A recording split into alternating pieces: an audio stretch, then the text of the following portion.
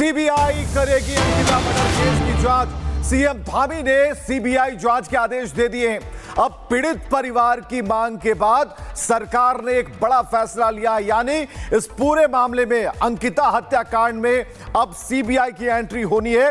अब इस पूरे खेल का पर्दाफाश होगा कि इसके पीछे जिस वीवीआईपी का जिक्र किया जा रहा है वो कौन है, कौन व्यक्ति है, उसकी पहुंच कितनी है, उसका रसूख क्या है और इस केस से उसके क्या ताल्लुक है।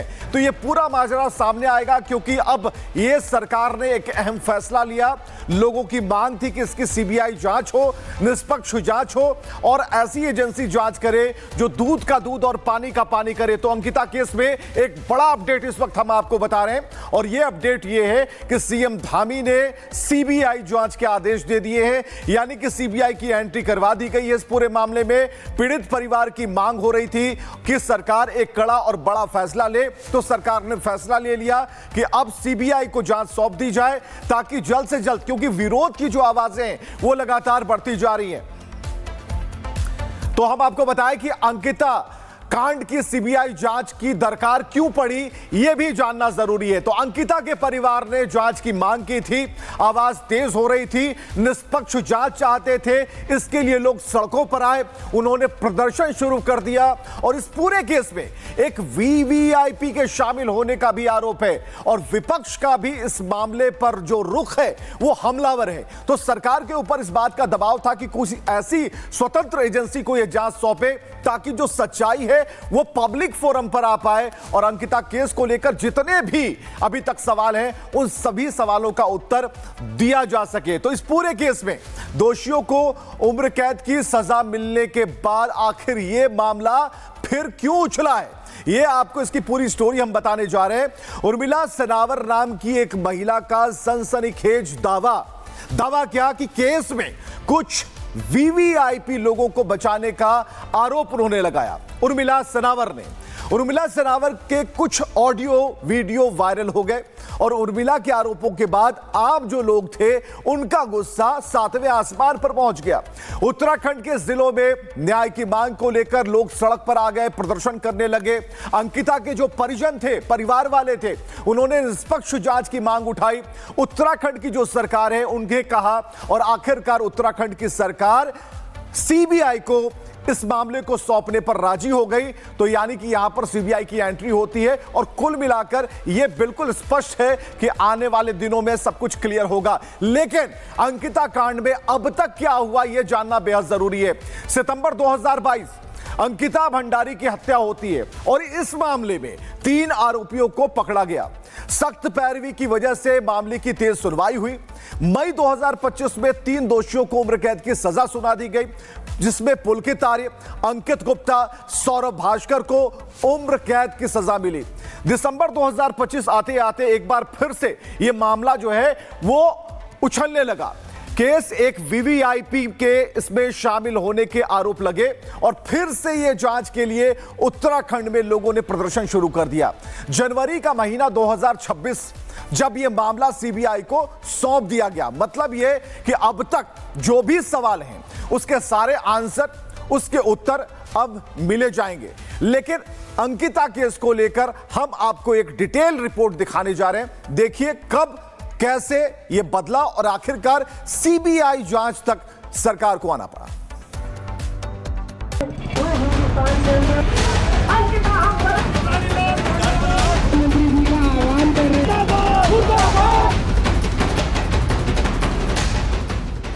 ऋषिकेश के वंतारा रिजॉर्ट की रिसेप्शनिस्ट अंकिता भंडारी हत्याकांड में वीआईपी की भूमिका को लेकर उत्तराखंड में मचा राजनीतिक भूचाल थमने का नाम नहीं ले रहा है। अंकिता को इंसाफ दिलाने के लिए पूरे प्रदेश में पिछले कई दिनों से प्रदर्शन लगातार जारी है। कहीं न्याय यात्रा निकाली जा रही है तो कहीं पुतले फूके जा रहे हैं। रविवार को मुख्यमंत्री आवास की तरफ भी लोगों ने कूच किया। 19 साल की अंकिता की हत्या सितंबर 2022 में हुई थी।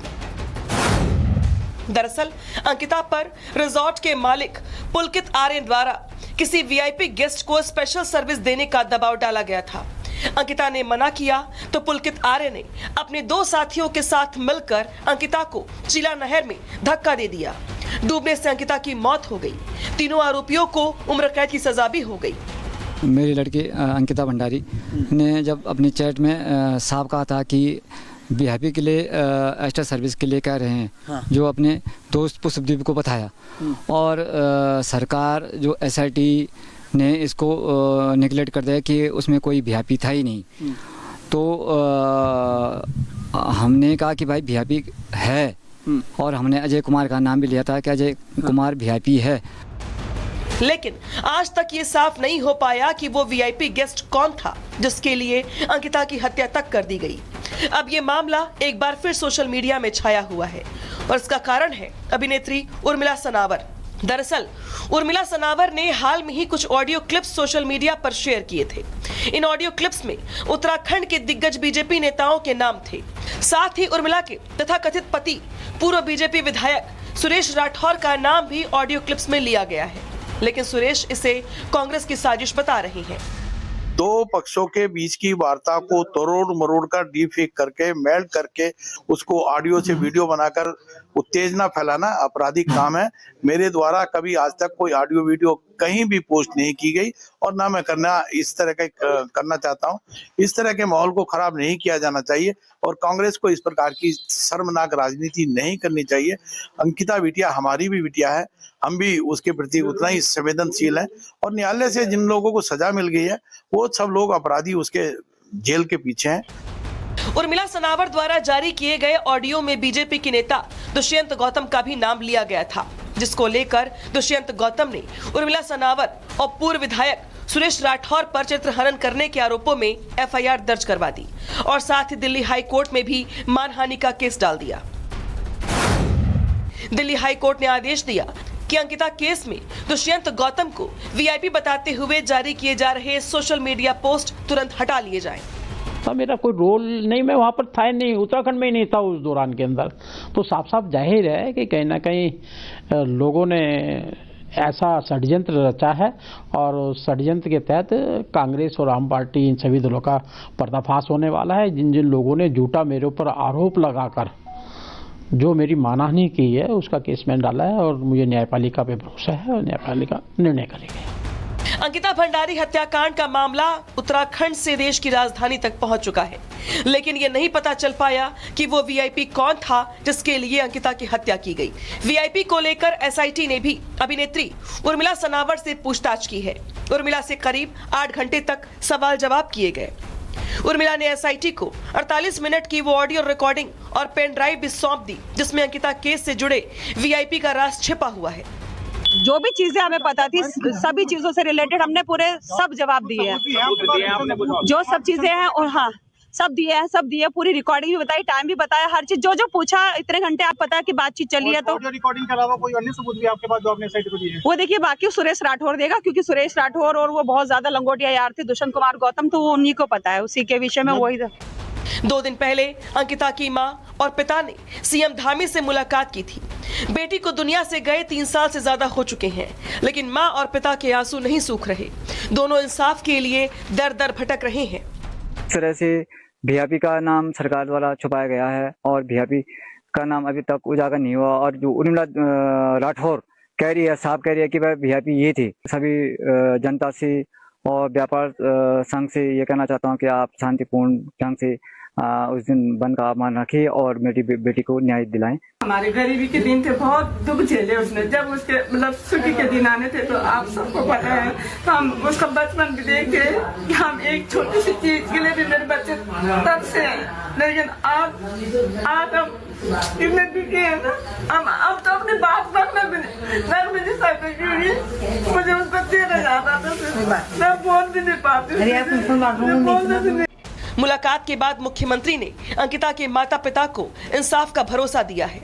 हम अपने स्तर से जो सरकार के स्तर पर निर्णय लेना है, जो अंकिता के माता पिता का जो हमको कहा है उस पर हम निर्णय लेंगे, लेकिन कानूनी कार्रवाई अपनी तरफ चलती रहेगी। हाँ, यह है कि जिसके कारण से प्रदेश का पिछले 15 दिनों से ज़्यादा समय तक समय बर्बाद हुआ है। राज्य की इतनी सारी योजनाएं चल रही थी, लोगों को उससे भ्रमित करने का काम हुआ है, लोगों को रोकने का काम हुआ है, कहीं ना कहीं किसी न किसी प्रकार से अवरोध पैदा करने का काम हुआ है। तो उन्हें उत्तराखंड की जनता से माफी मांगनी चाहिए, जो भी जिम्मेदार लोग हैं इसके लिए।